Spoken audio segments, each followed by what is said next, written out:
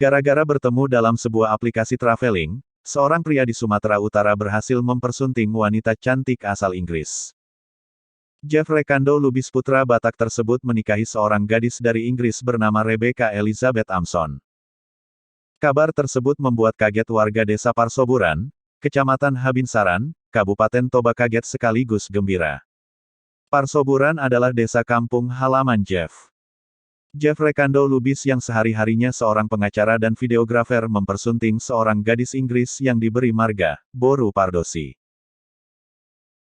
Yang pertama, itu acara yang disebut Martumpol pada tanggal 26 April tahun 2021, lalu acara Mangain tanggal 27 April tahun 2021, lalu pernikahan itu pada tanggal 22 Mei tahun 2021 di Gereja HKBP Parsoburan, ujar Jeff Rekando Lubis saat dikonfirmasi pada Rabu, tanggal 4 Agustus tahun 2021. Walau harus menunggu 1 bulan karena alasan pandemi COVID-19, kegembiraan kedua insan yang dipersatukan dalam ikatan pernikahan ini tak pudar. Malah, kesempatan 1 bulan ini mereka pergunakan untuk mengenal kultur masyarakat yang ada di Parsoburan, secara khusus bagi Rebecca yang baru saja bergabung dalam keluarga besar marga Pardosi.